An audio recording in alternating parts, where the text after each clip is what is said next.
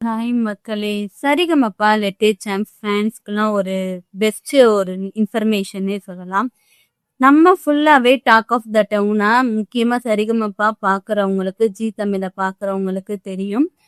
அபிஷேகா இன்னும் செலக்ட் ஆகாதது தான் எல்லாரோட ஒரு கேள்விக்குறியாவே இருந்துச்சு. ஸோ இந்த 4த் ஃபைனலிஸ்ட் ஆனாச்சு அவங்க உள்ள போயிருவாங்க. கண்டிப்பா உள்ள போயிருவாங்கன்றத நம்ம எதிர்பார்க்கலாங்க. ஏன்னா நேயர் விருப்பம்ன்றது ஒண்ணு இருக்குல்ல. நெறைய ஆடியன்ஸ் இப்பயே கேட்க ஆரம்பிச்சுட்டாங்க. ஃபர்ஸ்ட்ல இருந்தே நீங்க அபிஷேகா தானே நல்லபடியா கொண்டு வந்தீங்க. நல்லா ட்ரெயின் பண்ணீங்க. எல்லா சிறப்பு விருந்தினருமே அவங்க தான் நல்லா பாடுனாங்கன்னு சொன்னாங்க. இந்த 4, 5 வாரம் மட்டும் எதுக்கு அபிஷேகா அப்படியே பின்னாடி போறாங்க? இதெல்லாம் தப்பு. அது மட்டும் இல்லாம நீங்க வந்து ரவுண்ட்ஸ் எல்லாம் வைக்கும்போது எல்லாத்துக்கும் ஒரே மாதிரியான சாங் குடுக்காம ஒவ்வொரு பேத்துக்கு நல்ல ஃபோக் சாங் குடுத்துறீங்க. அதனால அவங்க பாடி அபிஷேகாவோட மார்க் நெறைய எடுத்துடுறாங்க.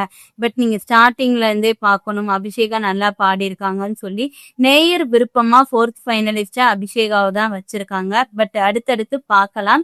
நான் அபிஷேகா வந்து நல்லா தாங்க பாடுறாங்க. பட் அவங்கவுங்களுக்கு தேவையான கரெக்டான சாங்ஸை கொடுத்தாதான் அவங்களோட திறமையுமே வெளியே வரும். அப்படி பார்த்தா ஃபர்ஸ்ட் விஷ்ணுவர்தன், அர்ச்சித் நிருபம், அப்புறம் இப்ப தேர்டா ஃபைனலிஸ்டா செலக்ட் ஆகியிருக்க வர்ஜா. எல்லாருமே அவங்கவுங்களுக்கு தேவையான கரெக்டான சாங்ஸ் வந்து அவங்களுக்கு அமைஞ்சிச்சு.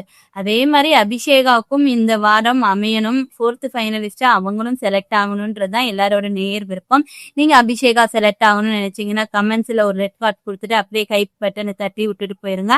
அடுத்தடுத்த அப்டேட்ஸ்க்கு சரிகமப்பா அப்டேட்ஸ்க்கு சேனலை சப்ஸ்கிரைப் பண்ணி வச்சுக்கோங்க.